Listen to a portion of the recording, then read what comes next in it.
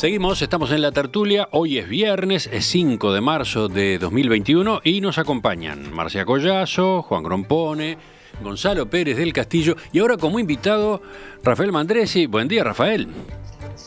Hola, buenos días, ¿cómo están? Gracias por acompañarnos en un tema que creo que algo te interesa, ¿no? Sí, yo pasaba por la puerta, me enteré que iban a hablar de tango y me quedé. Efectivamente, vamos a hablar de tango. La próxima semana se cumplirán 100 años del nacimiento de Astor Piazzolla. El bandoneonista que revolucionaría el tango a mediados del siglo XX nació en la ciudad de Mar del Plata el 11 de marzo de 1921. Entre Buenos Aires, Nueva York y París, liderando quintetos y octetos, Piazzolla dio forma a un estilo que llevó a sus detractores a acusarlo de asesino del tango.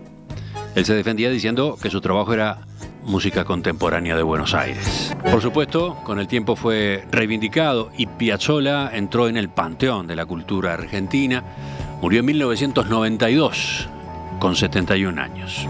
La conmemoración de su centenario incluye la reapertura del Teatro Colón, donde se recreará un famoso concierto que dio en el año 1983. La Fundación Astor Piazzolla también coordinará una serie de eventos que podrán seguirse por vía digital.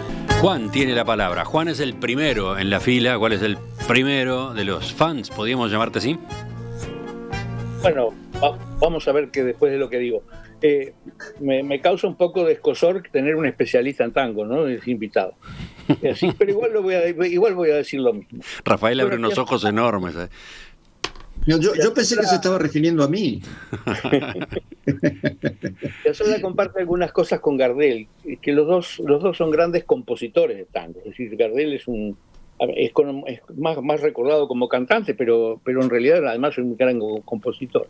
Y además tienen en común la película En el día que me quieras, donde Piazzolla trabaja como niño en esa película. Pero yo quiero referirme naturalmente a las diferencias. Gardel no sabía música, era un intuitivo. En cambio, Piazzolla era un músico estudioso, es decir, fue alumno de Ginastera, que es posiblemente el principal compositor de la República Argentina, y luego estudió en Francia, nada menos que con Nadia Boulanger.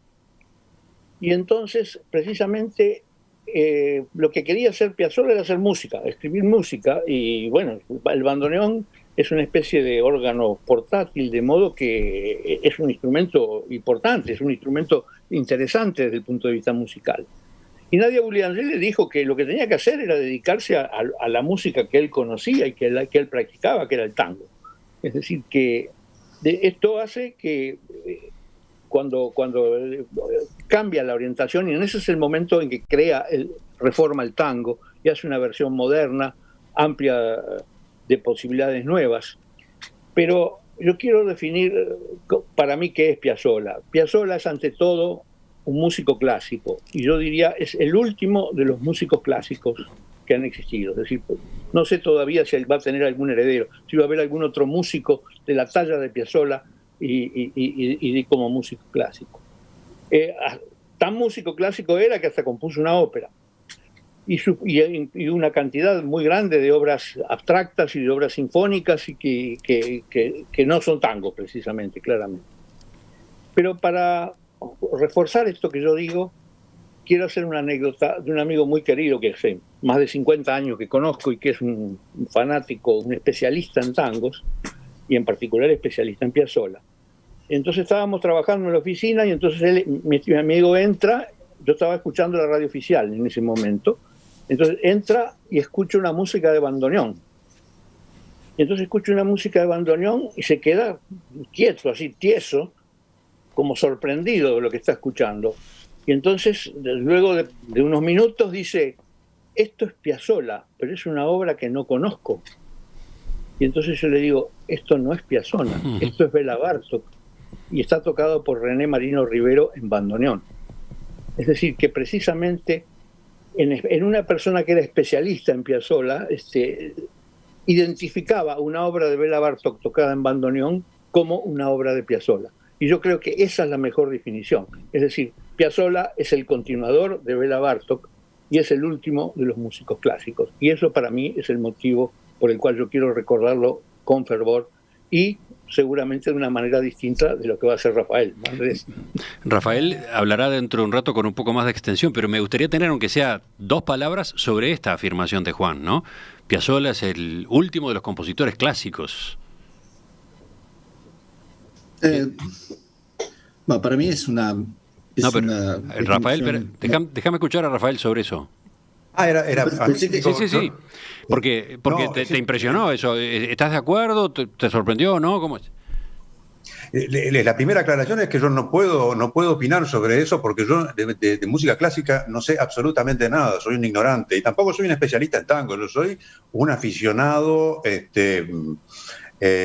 contumaz al tango, o sea que no sé, pero sobre esa afirmación de que se ha dicho mucho, incluso más allá de Piazzolla, de que el tango tiene muchas cosas de la música clásica y que vendría a ser la versión de la música clásica del Río de la Plata. Yo eso no lo sé apreciar, no estoy en condiciones de opinar al respecto, por lo tanto la derecha en esa materia la tiene absolutamente Juan.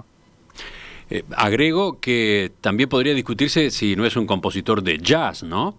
¿A cuántos festivales de jazz fue invitado Piazzolla en su vida, en su carrera, ¿no? ¿Cómo se lo idolatraba en ese ambiente, ¿no? Si alguien tiene alguna pista en esa materia, me gustaría escucharla después. Pero ahora vamos a Gonzalo.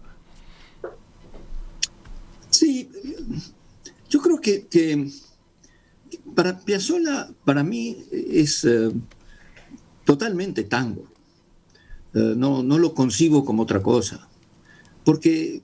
claro, es un tango distinto, porque el tango clásico respondía a una época y las letras y a unos personajes que si fueran tocados hoy día, yo creo que las feministas se hacen una fiesta con eso, los queman en la hoguera. Pero son fatales, tienen esa cosa triste, melancólica, agresiva, machista. Ahora son fantásticos, pero bueno, son de esa época. A mí me parece que Piazzolla, que vivió muchos años fuera de la Argentina, y nos pasa mucho, y Rafael estoy seguro que me acompaña en esto.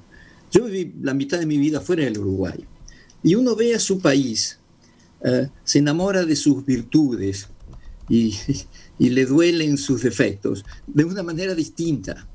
Y yo creo que Piazzolla escuchó los tangos, era un fanático de los tangos, y de Gardel, y de todo lo maravilloso que son los tangos, pero viviendo afuera se animó, porque posiblemente si se hubiera quedado en la Argentina no se hubiera animado, a hacer una variante.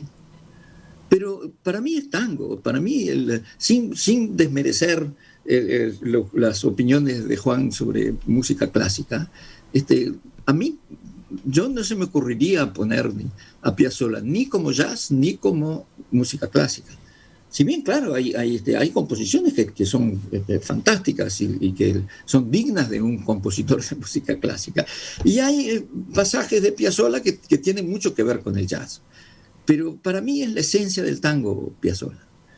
Interpretado por una persona que, viviendo lejos, tuvo la posibilidad de romper el molde y hacer una cosa que es distinta, pero es tango. La esencia del tango, dice Gonzalo. ¿Tú, Marcia, cómo te ubicas? Bueno, yo creo que esta discusión es sobre un tema viejísimo, que es en definitiva, bueno, las diversas e infinitas exploraciones que los artistas hacen sobre el arte. En este caso estamos hablando de música, pero lo mismo podríamos estar hablando de pintura o de cualquier otra de las artes. Y creo que acá, de alguna manera, bueno, sí, estoy de acuerdo con lo que dice Gonzalo, Piazzolla vino como a patear los cánones. Hay 2 tipos de cánones muy, muy evidentes. Uno de ellos es el canon de la academia o los cánones de la academia, que existen en cualquier disciplina y arte. Y por otro lado están los cánones o los mandamientos derivados de las tradiciones culturales, que también son fuertísimos, tanto más fuertes como más difíciles de rastrear en ocasiones. Y evidentemente, si uno piensa en el fenómeno del tango desde el Río de la Plata, puede llegar a verse sorprendido, y tal vez no gratamente sorprendido, por Piazzolla, por su manera de interpretar el tango. Pero justamente creo que esa es una de las razones que nos tendrían que llevar a plantearnos una reflexión abierta y no un rechazo, tal vez un rechazo no fundamentado. Cuando se ha dicho que Piazzolla asesinaba el tango, yo también escuché esas críticas entre muchas personas, e incluso personas de mi propia familia. Bueno, me parece que en ese sentido hay que atender a la intención estética y hay que tratar de liberar a la intención estética de todo aquello que le sea extraño y que le pueda provocar el ruido, ¿no?, de otras interpretaciones. Creo que es por ese lado. Astor Piazzolla vivió muchos años fuera de la Argentina, en distintos momentos, en distintos lugares. Entre otras cosas, vivió acá. Fue vecino de Punta del Este. Así lo recuerda un gráfico homenaje que nos manda uno de nuestros oyentes. ¿Sí? ¿Quién es el oyente? Nelson. El gráfico es un dibujo de Piazzolla con su bandoneón y el texto dice: Astor Piazzolla, centenario de su nacimiento, 1921-2021, vecino de Punta del Este. Fíjense qué interesante, ¿no?, esa reivindicación acá en un lugar de nuestro territorio. Volvemos a Rafael ahora. Bueno, yo voy a tener algunas discrepancias con algunas cosas. En primer lugar, con la primera parte de la presentación que hacías de Piazzolla. Yo no creo que haya revolución alguna en Piazzolla. No creo que haya asesinado el tango tampoco. Y creo que hay, desde ese punto de vista, la instalación de lo que yo llamaría un lugar común. Es decir, que Piazzolla pateó el tablero. No es así. Yo me gusta muchísimo Piazzolla, más como compositor que como intérprete. Pero esa música que estábamos escuchando recién antes de volver, eso es troileano, entendámonos. Es decir, Piazzolla se forma con la orquesta de Troilo y nunca dejó de ser troileano. Lo que pasa es que Piazzolla construyó su propia imagen sobre la base de provocaciones verbales de rupturista. Pero si yo tuviera que resumirlo, Piazzolla es algo así como el hijo bastardo de Troilo y Pugliese. El propio Piazzolla dijo muchísimas veces, por ejemplo, que lo que más había influido en su manera de concebir el tango es un tango de Pugliese llamado Negracha, del año 1948. Y si de renovaciones se trata, hay otra gente que ha hecho renovaciones tan importantes como las que puede haber hecho Piazzolla. Y yo pienso en el negro Horacio Salgán, no me puedo poner de pie porque salgo de cámara, que en materia incluso de articulación con una sonoridad jazzística, ha ido muy lejos, fue muy lejos. El centenario de Salgán se cumplió con Salgán en vida, esa es una otra diferencia. Pero a lo que voy es, Astor Piazzolla tiene una importancia muy grande, sin duda, pero lo que yo no creo es que pueda hablarse de un antes y un después de Piazzolla, como tampoco creo que pueda hablarse en muchos sentidos de un antes y un después de Gardel. En ese sentido hay una construcción de la singularidad absoluta del rupturismo que convendría poner entre paréntesis para indagar un poco más en el recorrido de cada uno de estos artistas. Piazzolla, cuando se separa de la orquesta de Troilo, entra en el 40, Piazzolla iba todos los días a una confitería de Buenos Aires a pasarse 5 horas con un café, porque no le daba para más, a escuchar a la orquesta de Troilo, y en el año 40... el bandoneonista de la orquesta se enferma, Piazzolla le dice a Troilo: yo me sé todos tus tangos de memoria, gordo, ¿no puedo reemplazar al Toto? Y el gordo Pichuco, que la veía muy, muy lunga, le dice: sí, pibe, pero ese traje no va, comprate uno azul que debutás esta noche. Opa, esa fue la única 4 años estuvo Piazzolla como bandoneonista, como arreglador y alguna que otra vez como pianista, cuando el pianista de Troilo, genio total, Orlando Goñi, estaba demasiado borracho para subir al escenario, lo reemplazaba Piazzolla. Cuando Piazzolla se separa de la orquesta de Troilo en el 44, crea su propia orquesta troileana, tanto así que se lleva como cantor a Fiorentino, que era el cantor de Troilo. Es decir, cuando Troilo muere en el 75, Piazzolla le dedica una suite completa que es media hora, que se llama suite troileana, extraordinaria. Es decir, hay deudas que Piazzolla reconoció siempre, paralelamente a una actitud de provocador contumaz, que fue lo que le provocó mucho rechazo en el gueto tanguero, pero que no es el mundo del tango. El gueto tanguero es un núcleo particular, con una actitud y una cultura bastante particular. Y por último, los grandes éxitos de tangos de Piazzolla con letra, con las letras de Horacio Ferrer en particular, también son grabaciones con un cantor que comenzó con Troilo, que no comenzó con Troilo, pero que se formó con Troilo, como el polaco Goyeneche.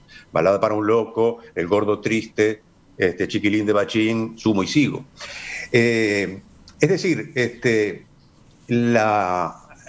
me parece que está muy bien recordar a Piazzolla, está muy bien recordar a Piazzolla siempre y cuando no se cometa la injusticia que se comete cuando se dice respecto de Gardel que cada día canta mejor, porque eso quiere decir que los que vinieron después han sido todos inferiores. Yo no creo que sea así, y creo que la trayectoria de Piazzolla es una trayectoria que hay que inscribirla en un ámbito, en un ambiente donde entra, por supuesto, la formación con Nadia Boulanger, pero cuando Nadia Boulanger le dice dedicate al tango, Astor, o Gato, no sé, porque el gato es un apodo que le puso Troilo, entre paréntesis también, ya estaba con eso, es decir, ya tenía un recorrido en el mundo del tango bastante denso, y de una formación, insisto, básicamente troileana, e inspirado muy fuertemente por otro gran renovador que fue don Osvaldo Pugliese.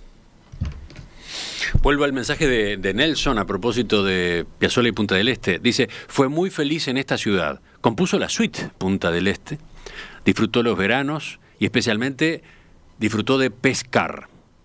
Su casa se llamaba Escualo.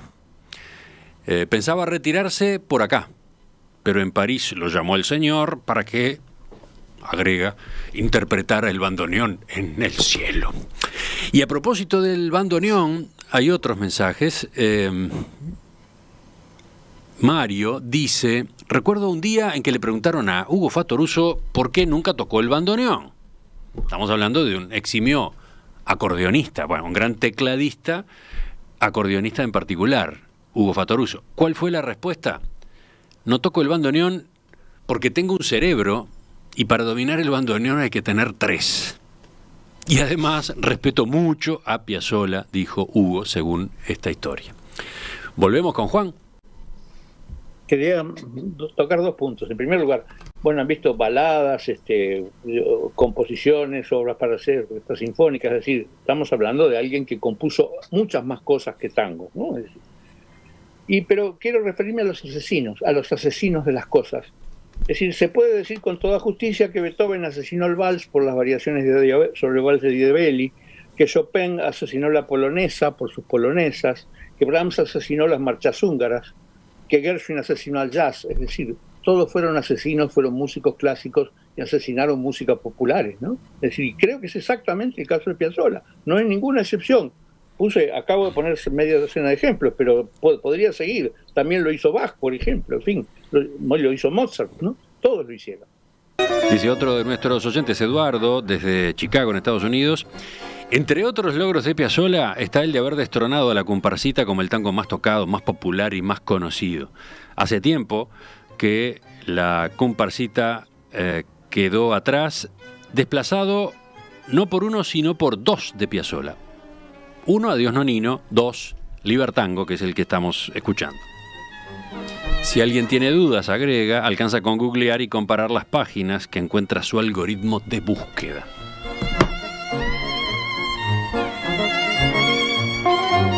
Gonzalo.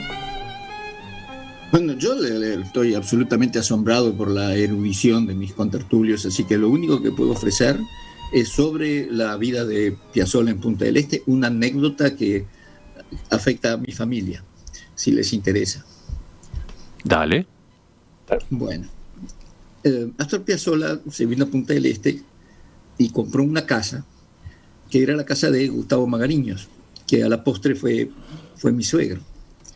Y su hija, en el contrato, puso una cláusula que está escrito en algunos libros de historia de Punta del Este, de que dentro del contrato Astor Piazzolla tenía que tocar un concierto en el jardín de la casa para la familia. Yo todavía no estaba en la familia. Pero sí ingresé poco tiempo después.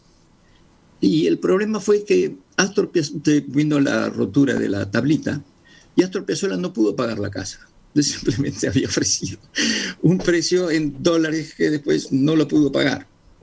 Entonces ahí hubo todo tipo de negociaciones. Astor Piazzolla se quedó con la casa. Se llegó a un arreglo con él, porque evidentemente era imposible que la pagara al precio convenido.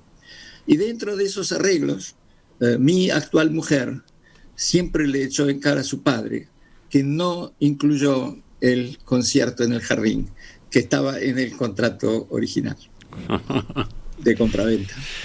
Ni idea, no conocía esa parte de eso.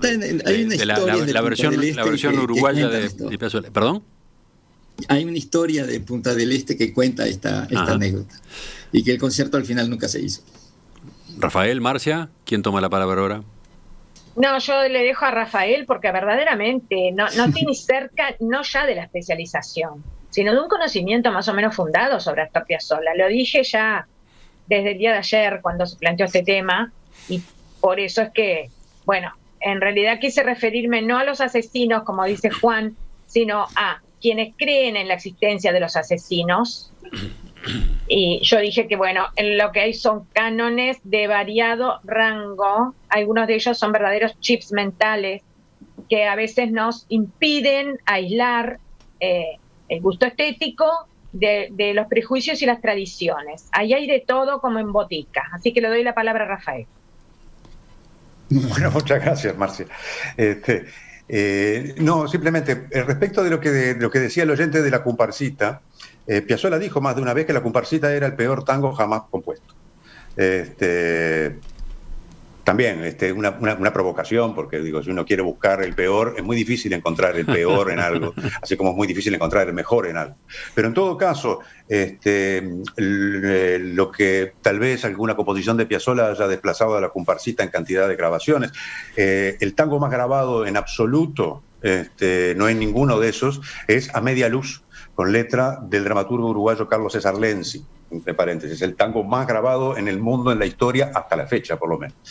La comparsita lo sigue no muy lejos, pero no es tampoco el más fácil. Adiós Nonino quizá haya ganado algún lugar en ese ranking, que no es un ranking de calidad, es un ranking simplemente de difusión. Respecto del fallecimiento de Piazzolla, yo estaba en París cuando murió. Estuvo muchos días, quizás semanas, internado por un accidente cerebral vascular, y al final, bueno, terminó llevándoselo. Y respecto de una cosa que no tiene que ver directamente con Piazzolla, pero que decía Gonzalo hace un rato, que es cierta, respecto de ciertas letras del tango clásico, pero hay muchas otras que no encuadran dentro de ese padrón del tango de los años 20, 30 y 40, y que no solo no merecerían ningún tipo de objeción en cuanto a su corrección política en términos de criterios contemporáneos, sino que quizás sería más bien todo lo contrario, simplemente alcanza con recordar a Homero Mansi, entre decenas, ¿no? ¿Cuál dijiste? ¿Qué tango? Homero Mansi, los tangos de Mansi.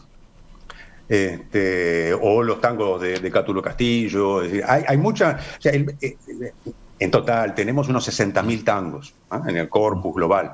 Hay muchísimas porquerías. Independientemente de la afinidad que podamos tener con el punto de vista sobre el mundo y sobre la vida.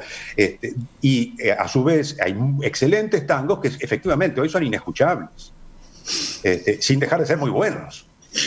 Sí.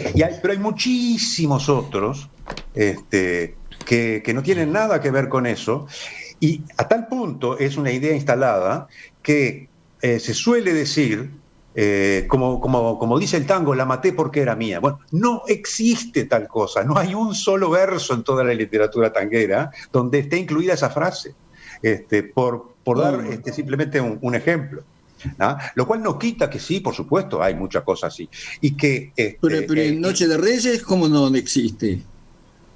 Ofendido en amor propio, lleno de amor y coraje, sin compasión los maté.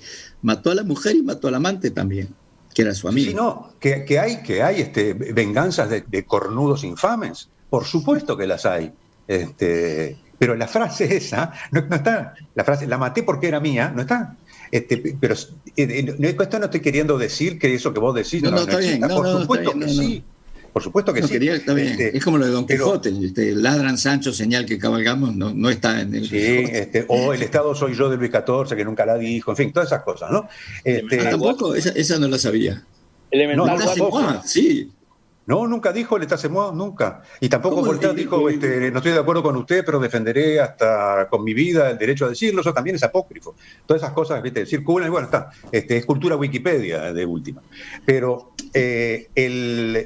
para volver a Piazzolla, y en materia de complicidades con el jazz, hay un notable disco de Piazzolla con Gerry Mulligan, que recomiendo. Sí, lo mencionan varios oyentes, sí. Y otra recomendación que haría, que se puede encontrar en YouTube, es una cosa maravillosa, que es el encuentro en Ámsterdam en el año 89 del octeto de Piazzolla con la orquesta de Pugliese tocando juntos la rumba de Pugliese y encadenado Adiós Nonino de Piazzolla. Eso es una perla absoluta, que para quienes les gustan estas cosas recomiendo no perderse. Mirá, Rafael, ya que hablabas de Astor Piazzolla y el jazz, yo no tenía este dato. Héctor, desde la audiencia, dice que justo hoy se había puesto a escuchar el disco maldito de Astor Piazzolla, Take Me Dancing. Jazz con tango y ritmos latinos. Imposible encasillarlo. ¿Lo tenés tú? ¿Lo registrás? ¿Lo tenés catalogado? ¿Y sí, qué pensás? Sí. Concuerdo con Héctor, es un cisne negro, por llamarlo de algún modo. Bueno, y están los otros, los que dicen que en muchas de las composiciones de Piazzolla, no en todas, ¿no? Pero en muchas, al escucharlas imaginan Buenos Aires, ¿no? Y sobre todo Buenos Aires de noche. Hay algo de eso, ¿no? Ha quedado una identificación muy fuerte con esa ciudad. ¿Quién comenta? Sí, sin duda, pero también se lo debe mucho al audiovisual. Buenos Aires de noche, en muchísimas producciones audiovisuales, como banda sonora, tiene algún tramo de Piazzolla. O sea que también está esa asociación. Levantaste los brazos, Rafael, cuando empezó a sonar la balada para un loco. ¿Por qué? Bueno, en primer lugar, no es que Balada para un loco sea la letra de Horacio Ferrer que me resulte más lograda, pero es el polaco Goyeneche. El Balada para un loco lo estrenó como cantante quien era entonces la mujer de Piazzolla, Amelita Baltar. Uh-huh. Y pocos meses después se editó en un simple con Balada para un loco de un lado y Chiquilín de Bachín del otro, que es esta grabación que estamos escuchando, en los dos casos por Roberto Goyeneche, el año 70 o 60, fines del 69, principio del 70. Y son, estamos hablando del polaco Goyeneche a punto de caramelo, ¿no? Uh-huh. Es decir, en un momento extraordinario. Y le preguntaron a Piazzolla cómo era esto de tocar con tangos con músicas muy elaboradas, con letras muy elaboradas, etcétera, con Goyeneche. No, pues, el polaco puede cantar hasta la guía telefónica, fue la respuesta de Piazzolla.